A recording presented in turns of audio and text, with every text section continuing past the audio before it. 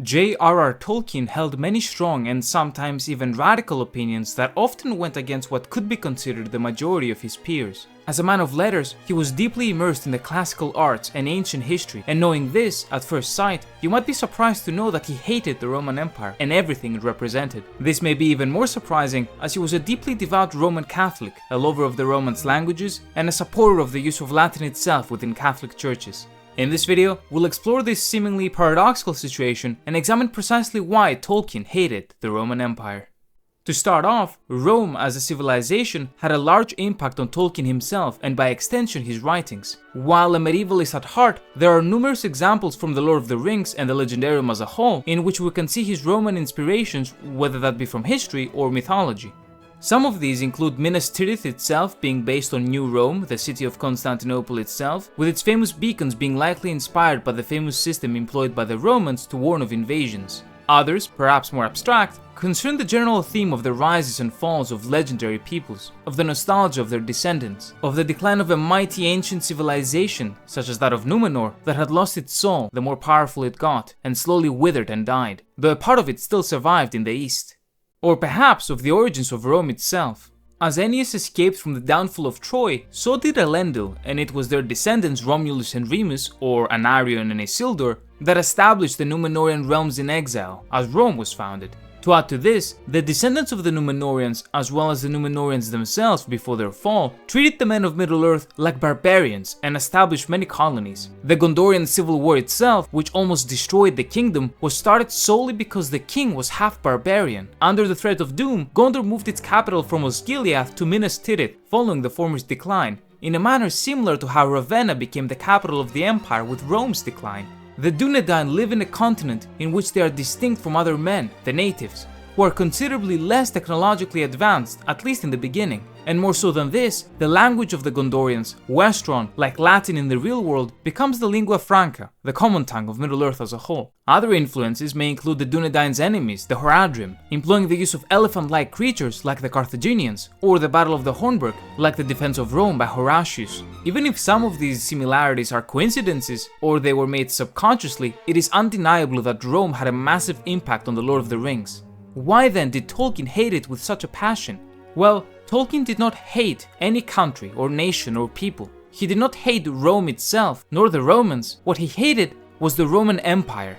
Tolkien ideologically was a localist. This is partly why he also heavily disliked the existence of the United Kingdom itself and the British Empire as a whole. It is not because he disliked his country or the countries participating in the United Kingdom such as Scotland, but it is because he loved them deeply, and his home of England above all. He absolutely adored England. He loved his home. He loved the traditional way of his people, and he also loved his language and its history, the culture and the soul of the land.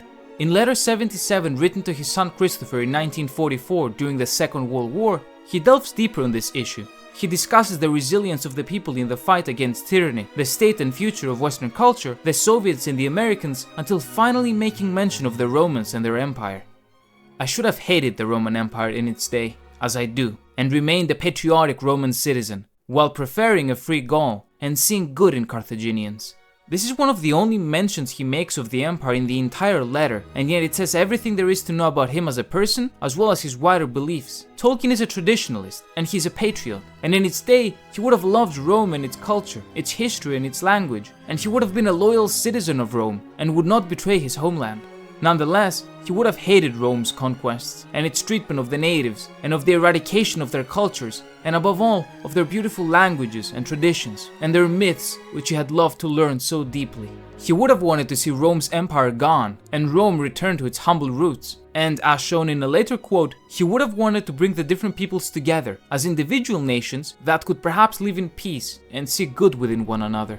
And this he believed as someone who had witnessed 2 world wars, with himself in the trenches during the first, and his son Christopher, to whom the letter is written, in the fatal skies as a member of the Royal Air Force during the second. It would have been easy for him to hate the Germans as a people and a civilization, but he did not. He merely wished for them to break free of their shackles, for everyone to start treating each other like humans again. In the letter, Tolkien continues by saying, "Delenda est Carthago." We hear rather a lot of that nowadays. I was actually taught at school that that was a fine saying, and I reacted at once. There lies still some hope that, At least in our beloved land of England, propaganda defeats itself and even produces the opposite effect. It is said that it is even so in Russia, and I bet it is so in Germany. Tolkien was not the hater of any nation. What he was the hater of empire and what it had the potential of representing: oppression, tyranny, the eradication of local ways of life, and everything that could potentially mean. And as a linguist, it is that last part that refers to the local way of life that he feels for the most, which is why he disliked the term British and Great Britain as a whole, much preferring a localized England, Scotland, and Wales that each individually could cherish what makes them unique culturally and linguistically, in a way his perceived artificial British identity never could, and especially in the wider extent of the empire and commonwealth that succeeded it. Sentiments that echo his beliefs on Rome and the Roman Empire are showcased in letter 53, written in 1943, again to his son Christopher.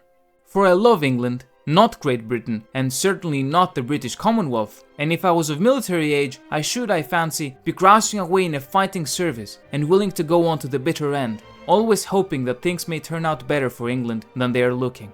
He describes his love for his homeland, as he did in his scenario of Rome, and states that he would gladly join the army and fight for her if he could, because he's a patriot and wants what is best for his country. This can be simultaneously the case with his hate of the current state of the nation and this large form that it had taken through empire building and its consequences, just like he said of Rome and its empire. And this is why in letter 100 he states his disgust at what he perceives to be British and American imperialism in Far East Asia. All of this is consistent with his core beliefs in localism and traditionalism, seeing empires as things that outright fight the first and eventually eradicate the second. Through all of this, we can see that his beliefs are not contradictory with who he was, what he preached, or his identity as a Roman Catholic. You could argue that his opposition to the use of English in church instead of Latin following the Second Vatican Council may seem contradictory, knowing his love for localism and local languages, but I would disagree. I would disagree because for Tolkien, the Latin language, passed down by the Romans he loved deeply and their empire which he did not, had come to represent the Catholic Church through time, connecting antiquity to the present day and linking every aspect of the church together. He valued the preservation of local languages and the diversity of the world's different cultures, but he did not see the use of Latin in church as something that opposed that. And if anything, the Vatican Council could potentially lead to Latin itself slowly being forgotten and made redundant, a prospect he hated precisely because he loved all languages, and Latin itself especially. I hope now you have a better understanding of J.r.r. Tolkien and his beliefs, as well as how his experiences and views influenced The Lord of the Rings and Middle-earth as a whole. Thank you very much for watching.